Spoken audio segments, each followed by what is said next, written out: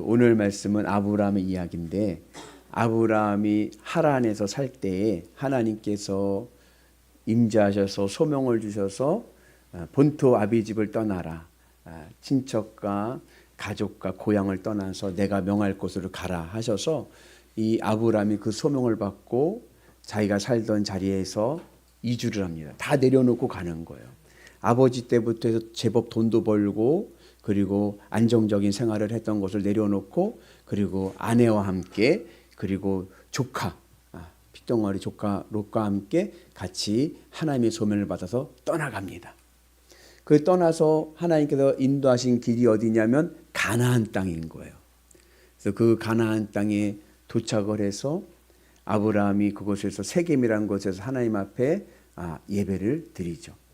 그러니까 아브라함이 이 가나안 땅에서 하나님께 예배를 드리고 날 때에 가나안에 기근이 들었습니다. 가뭄이 들었어요. 그래갖고 이 아브라함이 그 가족들을 데리고 애굽으로 내려갑니다. 그 당시에는 애굽에는 무슨 강이 있었냐면 나일 강이 있죠. 그래가지고 가뭄이 들면 이 팔레스타인 가나안 땅에 있는 사람들이 내려가는 거예요. 물 있는 곳으로. 그리고 해갈이 되면 다시 고향으로 삶의 자리에 올라와서 일을 하고 이제 그랬습니다. 이 길을 이제 출애굽기에서는 블레셋 길이라고 이야기를 하죠. 그래서 모세가 출애굽을 할 때 이스라엘 백성들이 장정만 60만 그리고 가족들 식솔까지 하면 적어도 한 200만 이상의 사람들이 고민 없이 모세를 따라 나올 수 있었던 이유 중에 하나는 뭐냐? 이 블레셋 길이 있었기 때문에 그렇습니다. 길이 있었어요. 그래서 그 길 따라가면은 아무리 늦게 가도 2주 안에는 가는 거예요. 한 열흘 정도면 도착하겠지 하고 이제 나왔죠. 근데 하나님께서는 그 출애굽 백성들에게 그 블레셋 길을 따라가라가 아니라 구름 기둥과 불 기둥을 보고 와라. 그래가지고 그 구름 기둥, 불 기둥 보고 가다 보니까 어디로 갔어요? 이게 광야로 빠지는 바람에 광야에서 40년의 신앙의 훈련을 받죠. 다시 아브라함으로 돌아와서 아브라함이 그 길이 있었습니다. 그 길을 따라서 블레셋 길을 따라서 이제 애굽으로 왔습니다. 근데 애굽으로 왔는데 문제는 뭐였냐면은 사례가 너무 예쁜 거예요. 사례가 너무 예뻐서 아브라함이 사라에게 뭐라 그러냐면은 가면 당신이 너무 예쁘기 때문에 사람들이 당신을 탐을 낼 거다. 그러니까는 우리는 이제부터 뭐 하자? 남매로 지내자. 우리는 남매로 이야기를 하자. 누이와 오빠로. 근데 거짓말은 아니에요. 속임수긴 속임수인데 거짓말은 아니에요. 왜냐하면 창세기 20장을 보면은 아브라함과 이 사레와의 관계는 이복 남매입니다.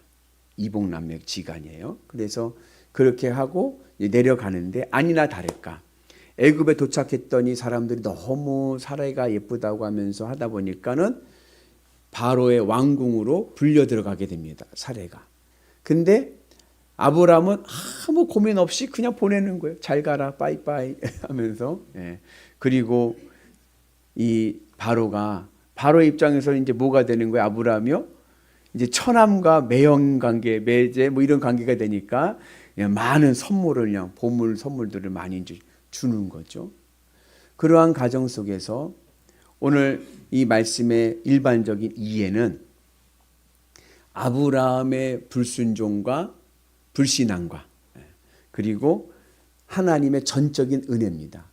야, 사람이요 죽었다 살아나는 은혜를 입었어도 연약한 것이 인간이라고 그렇게 소명을 받고, 그죠? 소명을 받고 그 본토 아비집을 떠나서 하나의 명하신 가나안까지 왔던 이 아브라함이 기근이 왔다고 하나님 앞에 기도도 하지도 않고 그냥 자기 마음대로 애굽으로 내려가 가지고 거기서 또 아내도 또 동생이라고 누이라고 해가지고 또 넘겨버리고 이런 이 불신앙의 모습.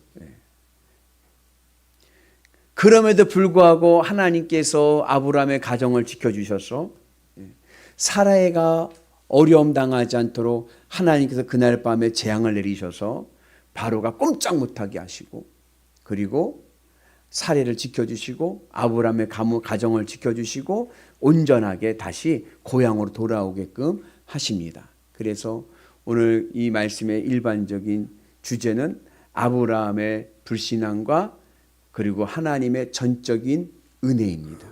특별히 이 사건은 아브라함에게는 굉장히 중요한 신앙의 지평을 넓히는 사건입니다. 아브라함의 영적인 지평이 넓혀지는 사건입니다. 아브라함이 하란에서 하나님의 소명을 받았어요. 이건 내적인 사건입니다. 그죠? 믿음은 내적인 사건이잖아요. 하나님께 나에게 콜링, 나를 부르셔서 내게 말씀하시고 나에게 믿음의 사명을 주셨습니다. 그리고 그 말씀을 따라서 내가 순종했습니다. 그리고 오늘은 그 순종의 길 가운데 넘어져서 불순종에 빠지는 그 아브라함을 하나님께서 구원하시는 장면입니다. 그래서 어떻게 구원하셨어요?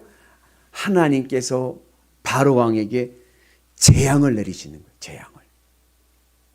이 재앙하니까 여러분 바로에게 재앙이 내려졌다는 생각을 하는 순간에 듣는 순간에 여러분들은 번쩍 뭐가 생각이 나냐면 출애굽이 생각이 납니다.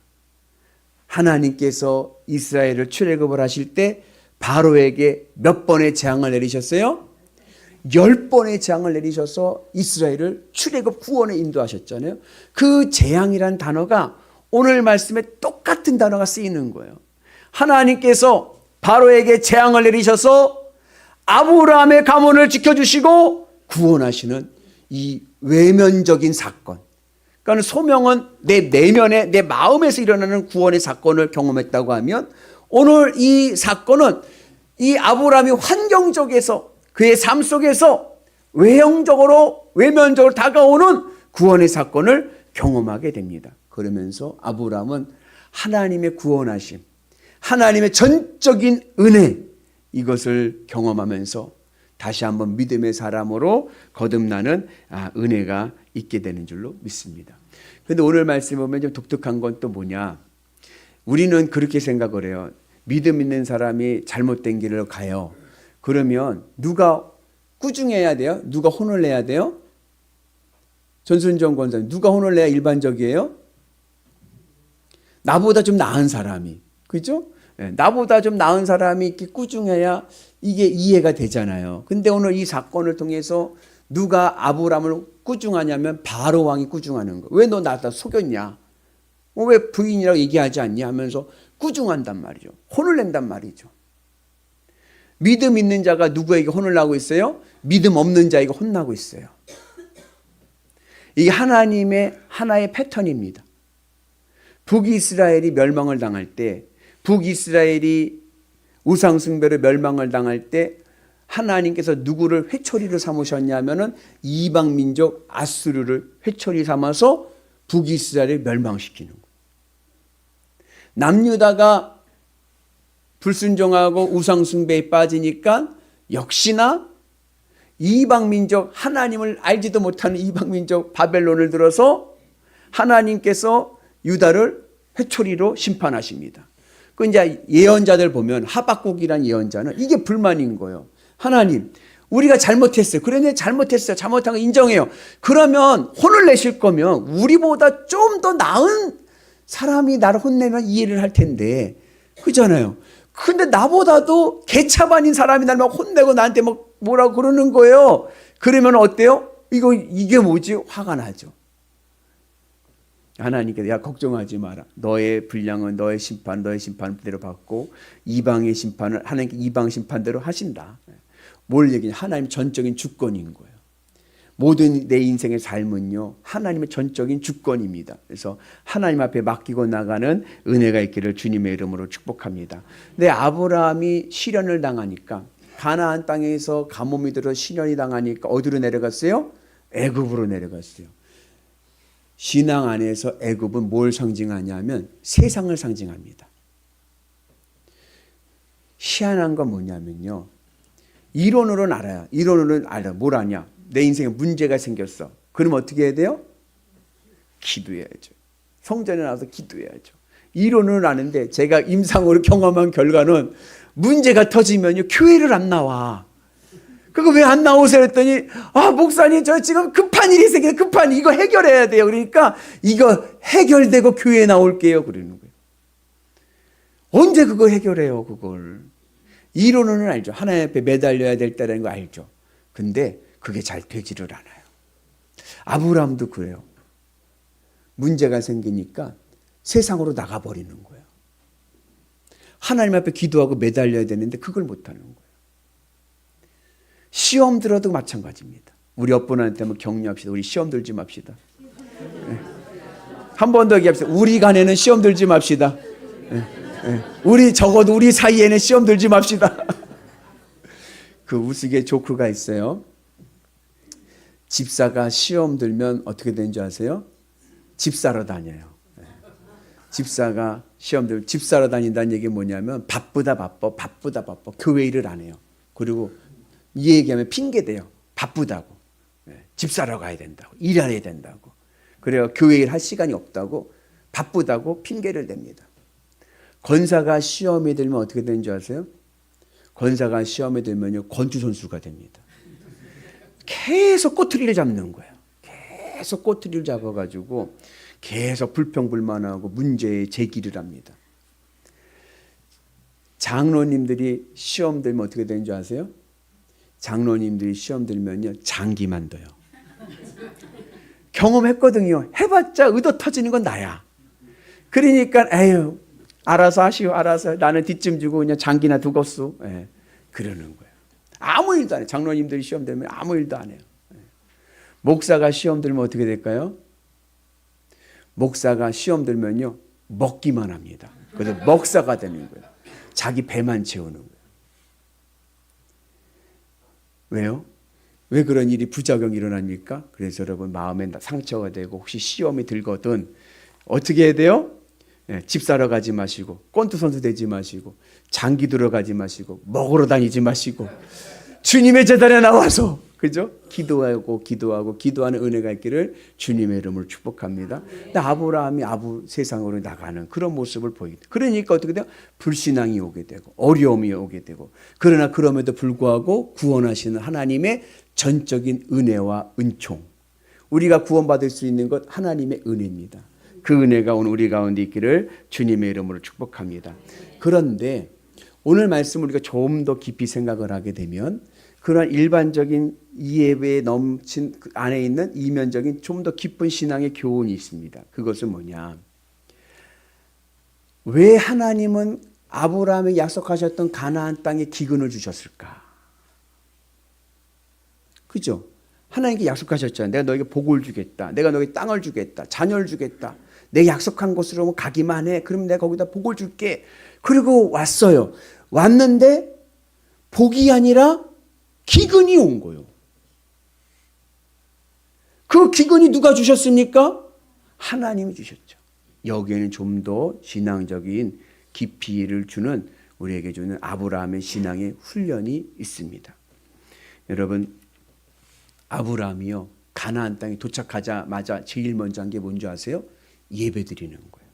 이제 우리 다다음 주에 추수감사절 드리거든요. 추수감사절 드리는 이유 중에 하나가 뭐냐면 메이플라워 저 영국에서 미국 아메리카까지 배를 타고 어렵게 와가지고 11월에 온 거예요. 이맘 11월에 온 거예요.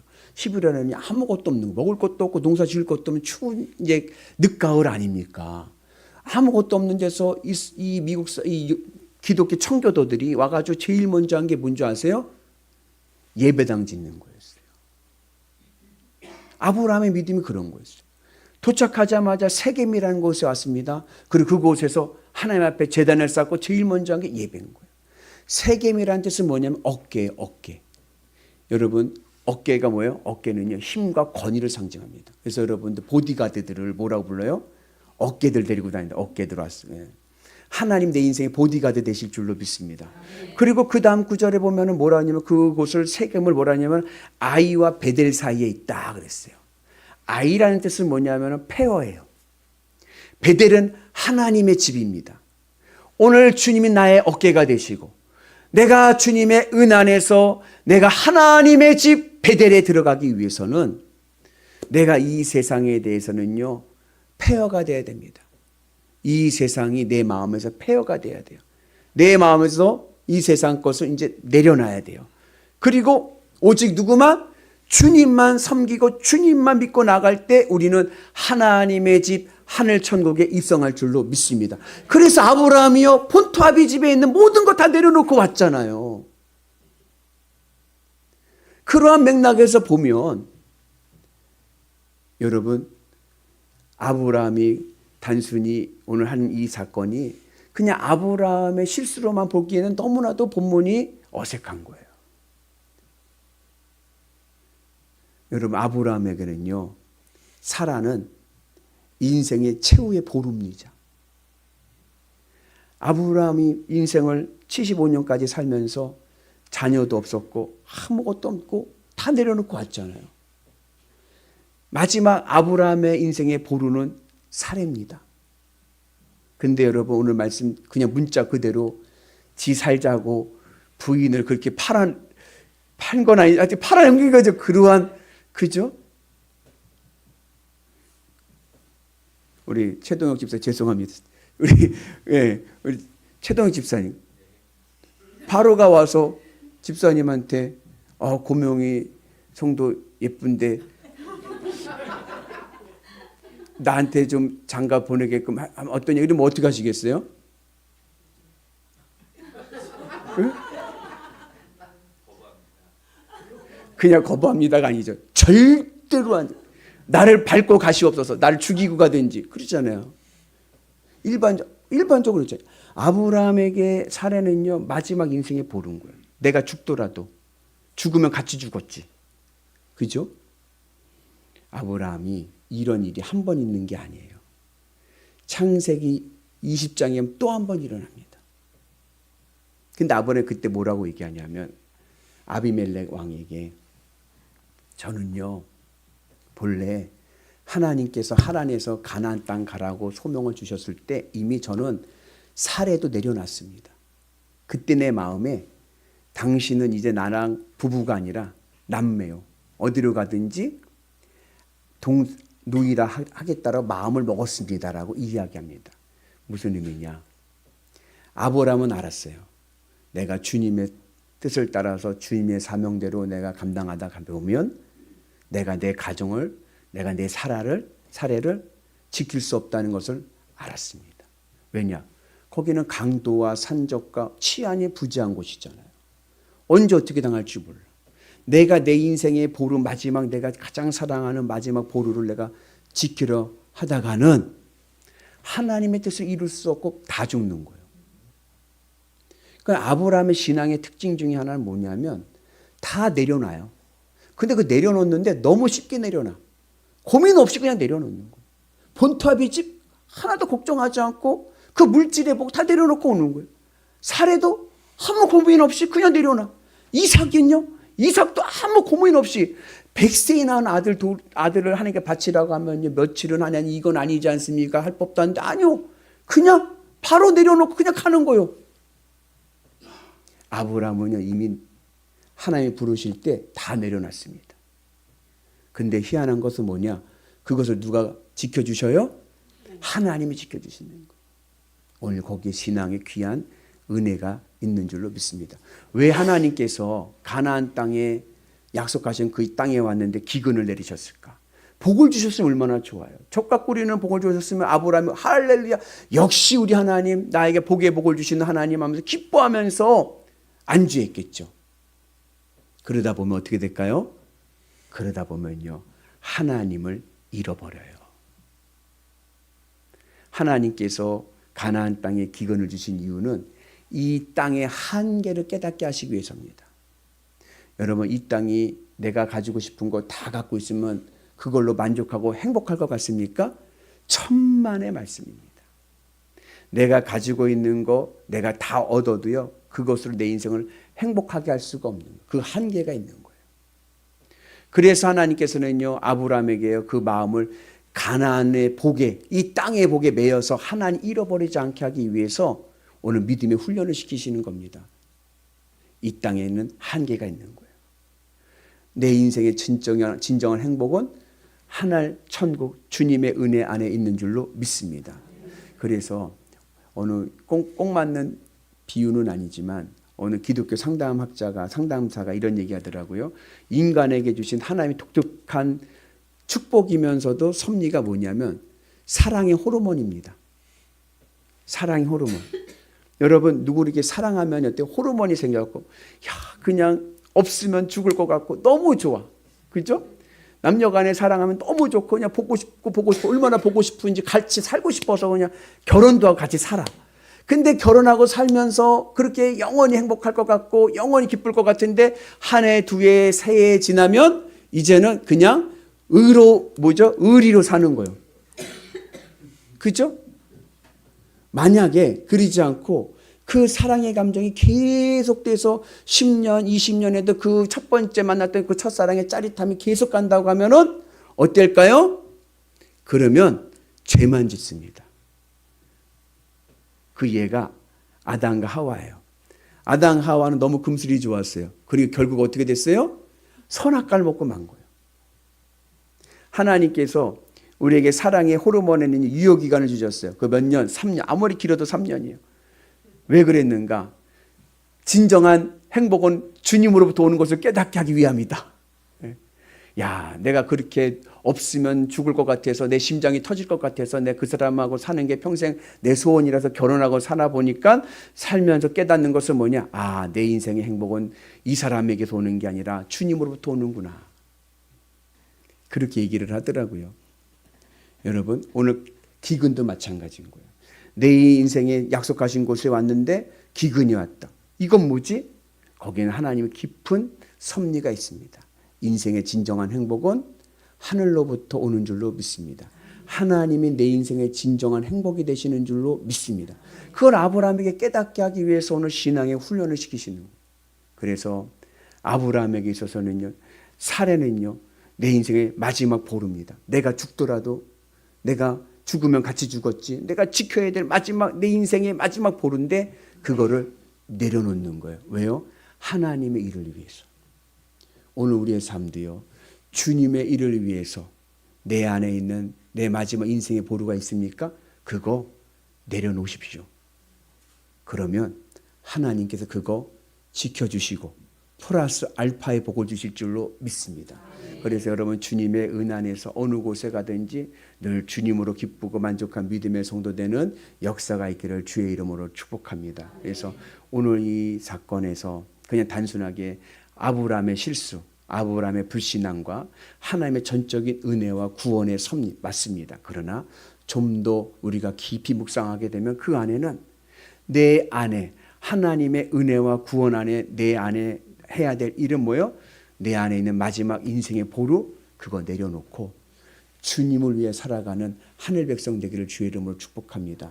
여러분 자녀를 위해서 내가 이렇게 희생을 했는데가 아니라 이제는 주님을 위해서 자녀를 양육했더니 하나님께서 자녀들을 책임져 주시는 은혜를 경험하시길 축복합니다. 내가 사업장을 위해서 내가 이렇게 밤새 일을 했더니가 아니라 내가 주님을 위해서 내가 이 사업장을 관리하였더니 하나님께서 나에게 복을 주셨습니다. 그 고백이 있기를 주의 이름으로 축복합니다. 그래서 우리의 신앙이 아브라함과 같이 이제는 내 인생의 마지막 보루, 내 인생의 마지막 본전 예수 그리스도 주님의 십자가 은혜 안에서 주님을 위해 사셔서 주님이 주시는 은혜와 구원과 복을 누리시는 위대한 성도 되시기를 주의 이름으로 축복합니다.